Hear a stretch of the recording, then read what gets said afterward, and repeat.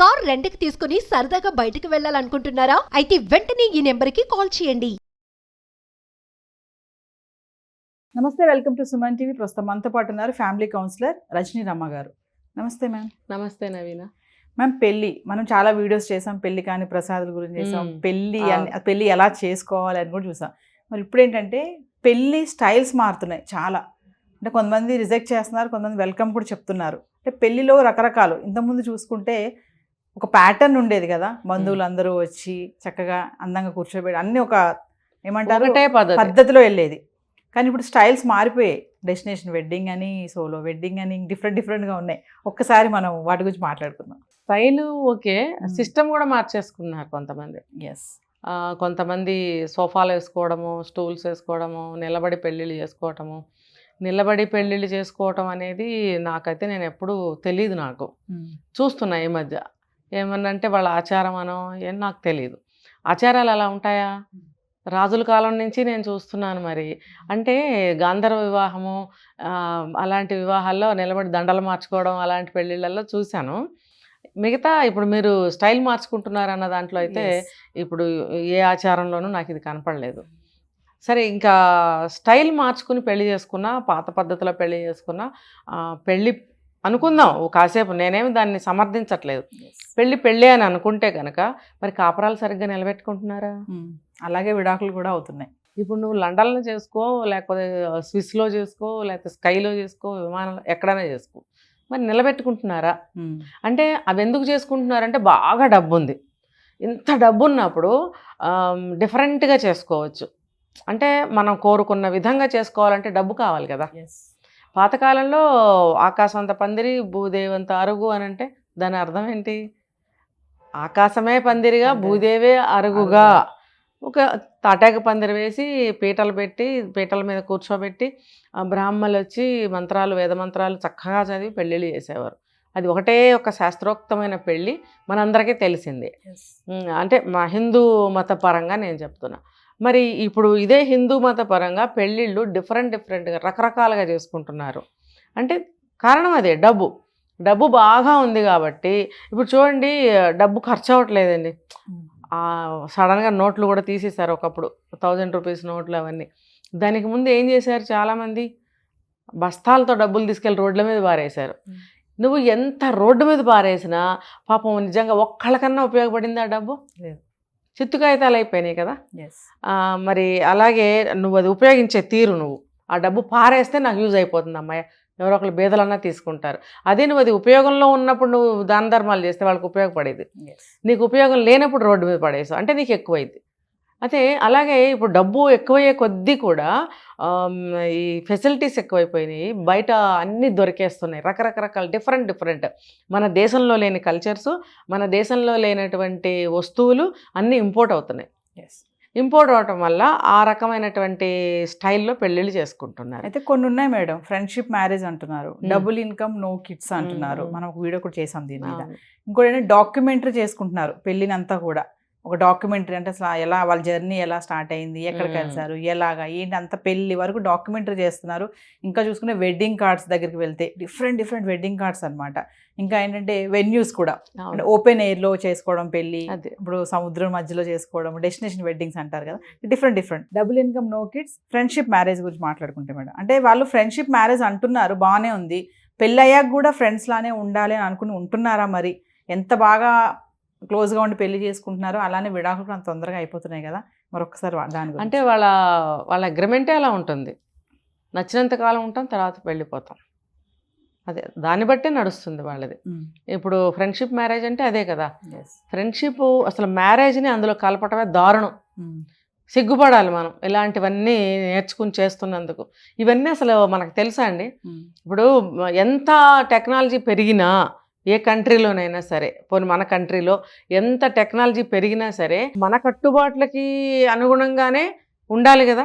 ఆ టెక్నాలజీ నేను చెప్పాను ఒక వీడియోలో, ఆ టెక్నాలజీని ఉపయోగించుకుంటూ మన పద్ధతిలో వెళ్ళినట్టయితే మన ఇండియా నేమ్ లాగా చక్కగా ఉంటుందా, ఉండదా? సంక్రమం అయిపోతున్నాం కదా. ఇప్పుడు ఎవరన్నా అడిగారు అనుకోండి, ఇండియాలో ఆచారం ఏంటి, లేకపోతే ఇండియాలో పద్ధతి ఏంటి, లేకపోతే ఇండియాలో ఇది ఎలా చేస్తారని అనేప్పుడు ఎవరన్నా చెప్పగలరా? చెప్పలేరు. ఇప్పుడు పెళ్లి తంతు తీసుకుంటే స్టెప్పులు చూసుకోండి. ఒక స్టెప్ ఏమో ఒక కంట్రీ లాగా, ఒక స్టెప్ ఏమో ఇంకొక కంట్రీ లాగా, ఇంకొక స్టెప్ ఏమో ఇంకొక స్టేట్ లాగా, ఇంకొక స్టెప్ ఏమో మన సొంతది. ఇలా అన్నీ పెట్టి నువ్వు పెళ్లి చేసుకుంటే ఎవరైనా కొత్త వ్యక్తులు వేరే ఫారినర్స్ ఎవరన్నా ఇంట్రెస్ట్గా అడిగారు అనుకోండి, చెప్పగలరా వీళ్ళు? ఎందుకంటే ఇది స్టైలు, ట్రెండు, ఇది ఒక అలవాటు, చివరికి ఇది ఆచారంగా స్థిరపడిపోతుంది. చెప్పలేం. అందుకే నేననేది అంటే ఎంత టెక్నాలజీ పెరిగినా సరే మన పెళ్ళిళ్ళలో కానీ మన వ్యవస్థలో కానీ మనం చేసుకునే ఏ పనైనా సరే మార్పు అనేది రాకూడదు అని నేను చెప్తున్నా. పెళ్ళి అంటే పెళ్ళి ఎలా చేసుకుంటారండి? మన పూర్వం నుంచి కూడా పెళ్ళిళ్ళు ఎలా చేసుకున్నారు? పెళ్ళి అంటే పెళ్ళే కదా, పెళ్లిలానే చేసుకోవాలి. పెళ్ళి అంటే బారసాల కాదు కదా, పెళ్ళి అంటే మెచ్యూర్ ఫంక్షన్ కాదు కదా, పెళ్ళి అంటే పెళ్ళే. ఈ పెళ్ళిని ఎలా చేసుకోవాలంటే పెళ్ళిలాగానే చేసుకోవాలి. డబ్బు ఉందని చెప్పి నువ్వు వేలాడతాను ఆకాశంలో, లేకపోతే హిమాలయాల మంచులోకి వెళ్తాను, ఎవ్వరూ వద్దు. ఆ 10 మంది వెళ్ళి మంచులో కూర్చుని పెళ్లి చేసుకుంటారు అంటే ఏంటి? దాని అర్థం ఏంటి? అసలు పెళ్ళి అనే దానికి ఒక అర్థము నలుగురు సాక్ష్యంగా కదా. ఏదైనా తప్పు జరిగినా, కష్టం వచ్చినా, సుఖం వచ్చినా, తేడాలు వచ్చినా ఆ నలుగురు మళ్ళీ వచ్చి తీర్పు చెప్పే విధంగా నలుగురిని పిలిచి పెళ్లి చేయటం అనేది జరిగేది. అంటే ఇప్పుడు మాకు అవసరం లేదు, మేమిద్దరము ఉండాలనుకుంటూ ఉంటాం, వద్దనుకుంటే వెళ్ళిపోతాం. ఈ బంధువులు ఎవరు వద్దు.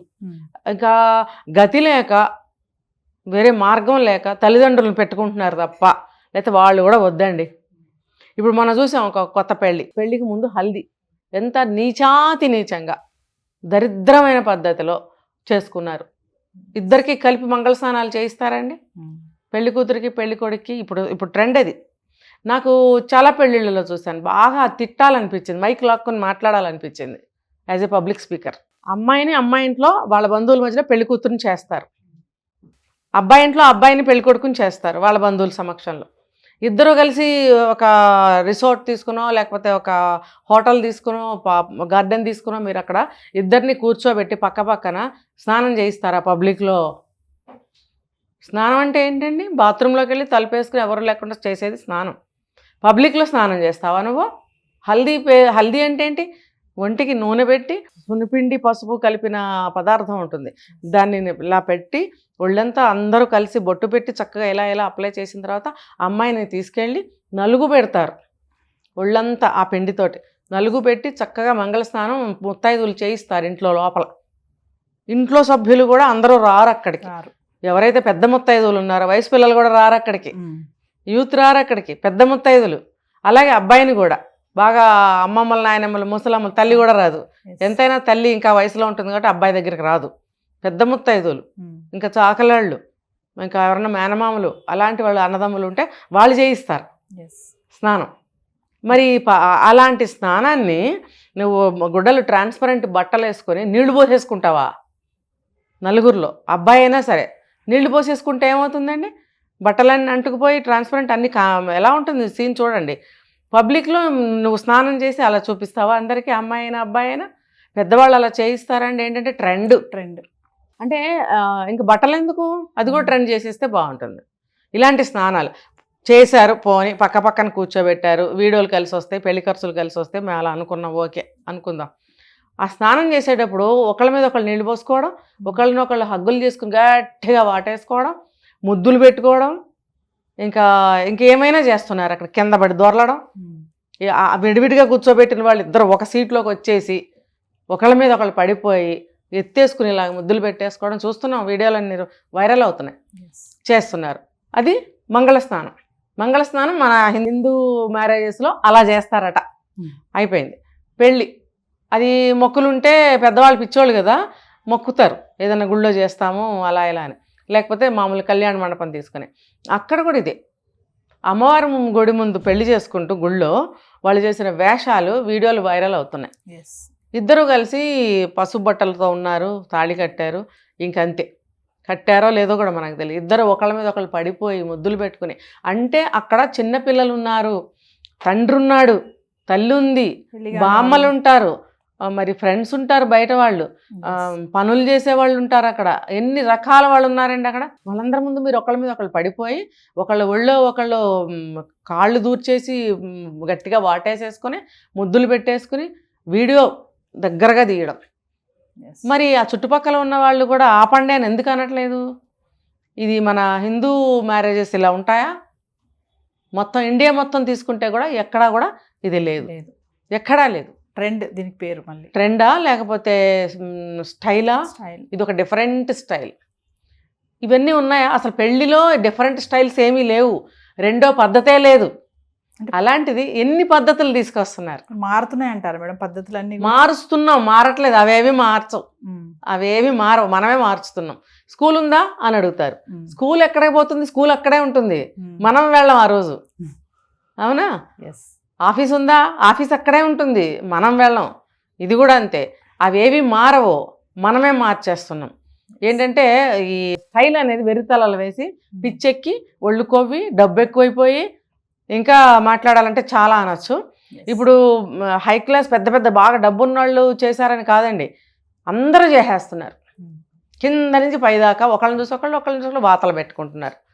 పులికి సహజంగానే వాతలు ఉంటాయి, దానిలాగా నేను ఉండాలని నా అక్క వెళ్ళి నా వాత పెట్టుకుంటే ఒళ్ళు కాలి చర్మం ఊడుతుంది. అది ఎవరు చేయాలో వాళ్ళే చేయాలి. వాళ్ళు ఎవరో చేశారని మనం చేస్తే మనకు తగదది. వాళ్ళు సమర్థించుకుంటారు, వాళ్ళు గట్టినవ్వగలుగుతారు, మీరు అవ్వగలరా? శుభ్రంగా కోడిగుడ్డికి ఈకలు పీకినట్టు ఈ పీకి వదులుతుంది సమాజం. రేపొద్దున వాళ్ళు అక్కడ ఎక్కడైనా కనిపిస్తే ఎంత అభాస్పాలు అవుతారు. వీళ్ళే అని వచ్చిన ఫ్రెండ్స్ ముందు ఆ పెళ్లి కూతురు అలా కనిపిస్తే వాళ్ళ ఆలోచనలు వాళ్ళ దృష్టి ఎలా మారుతుంది? ఇప్పుడు చూస్తున్నాం, పెళ్ళి జరుగుతున్నప్పుడు ఫోటోలు దిగుతారు ఫ్రెండ్స్. పెళ్లి కూతురు దగ్గరగా నిలబడటం, ఫ్రెండ్స్ అని చెప్పి మేచ్ చేసి ఫోటోలు దిగటం, ఇవన్నీ అవసరమా? తింటూ పెట్టుకోవడం. భర్త అనేవాడు పెడతాడు, మిగతా వాళ్ళందరూ ఎందుకు పెడతారు? Trend, fashion. ఇదేం ఫ్యాషను నాకు అర్థం కాల. ఇంకా ఫ్రెండ్స్ అందరూ కలిసి పెళ్ళైన వాళ్ళు పెళ్లి కాని వాళ్ళు ట్రిప్పులకి వెళ్తారు. వాళ్ళు ఒకళ్ళ మీద ఒకళ్ళు చేతులు వేసుకోవడం, నడువుల చుట్టూ చేతులు వేసుకోవడం. నువ్వెందుకు ఫ్రెండ్ భార్య మీద చెయ్యి ఎందుకు వేస్తున్నావు నువ్వు? ఇది మన దాంట్లో ఉందా? మన శాస్త్రంలో, మన ధర్మంలో ఉందా? లేదు. ఇవన్నీ మనం మార్చాం. ఎందుకు మారుస్తున్నాం అంటే ఇంకా మనం రకరకాలుగా తిట్టుకోవాలి, అవన్నీ తిట్టుకోవద్దు, బాధపడతారు జనాలు. ఎవరైతే చేస్తున్నారో చేయాలనుకుంటున్నారో వాళ్ళందరూ మానుకోవాల్సిన అవసరం ఎంతైనా ఉంది. ఎందుకంటే ఇదే నేను చెప్పా, ఎవరైనా మీ సంస్కృతి ఏంటి అని అంటే మీరు చెప్పడానికి సిద్ధంగా ఉన్నారా? జవాబు మీ దగ్గర ఉందా? మన హిందూ మ్యారేజ్ ఎలా ఉంటుందని చెప్పడానికి పెద్దవాళ్ళకు కూడా తెలియకుండా పోయిన రోజులు ఇవి. మర్చిపోతున్నారు వాళ్ళు కూడా ఇందులో పడి. ఒక్కొక్కరు ఇంటర్వ్యూ ఇస్తున్నారు పెద్దవాళ్ళే. మా టైంలో ఇవన్నీ లేవు కదండి, మాకు ఇప్పుడు చేయాలని ఉంది, ఇవన్నీ చేయాలని ఉందా? ఈ పిచ్చివన్నీ అది కరెక్టేనా చెప్పండి? మీరు చెప్పాల్సింది పోయి మీకు చేయాలని ఉందంటే మీ పిల్లలు ఇంకా ఎటుపోతున్నారు? వాళ్ళకి ఎంకరేజ్మెంట్ ఇంత దొరుకుతుంటే వాళ్ళు ఎందుకు సాంప్రదాయాన్ని గౌరవిస్తారు? సాంప్రదాయాన్ని పోని గౌరవించద్దు, మిమ్మల్ని మీరు గౌరవించుకోండి. మిమ్మల్ని మీరు గౌరవించుకుంటే బయటవాడు మిమ్మల్ని గౌరవిస్తాడు కదా. అంతే, మీ పరువు మీరే తీసుకుంటున్నారు. గుడ్డలు కూడా తీసుకుని ఒకళ్ళ మీద ఒకళ్ళు పడి ముద్దులు పెట్టుకుంటుంటే బయటవాడు ఈజీగా చేయేస్తాడు. ఏదో ఒక సినిమా ఎక్కడ నేను చూశాను, ఇట్లా చాలా అంటే చాలా కల్చర్గా ఉంటారు భార్యాభర్తలు. ఉంటుంటే ఏమైంది అంటుంటాడు. ఎవరన్నా అదేంట్రా మీ ఆవిడ ఆ ఫ్రెండ్స్తో అలా ఉంది, వాళ్ళు ఇలా చేస్తున్నారు, ఏమైంది ఇందులో? చివరికి ఏమవుతుంది, వాడికే కాలుతుంది, వాడికే వచ్చేస్తుంది ఫీలింగ్. చివరికి గోల అయిపోతుంది, డివోర్స్లు అటు ఇటు పోయారు. ఇలా సినిమాలో అలాంటివి చూపించిన కంక్లూజన్ ఒకటి మంచిగా చూపిస్తున్నారు, కానీ మీరు ముందుకు తీసుకుంటున్నారు, వెనక వదిలేస్తున్నారు. ఇప్పుడు ఎవరెవరో చేశారని మనం చేస్తే వాతలు పెట్టుకున్నట్టే అవుతుంది. అలా చేయకండి దయచేసి. మీ ఇంటిని మీరు కాపాడుకోండి అని నేను చెప్తున్నాను. Thank you.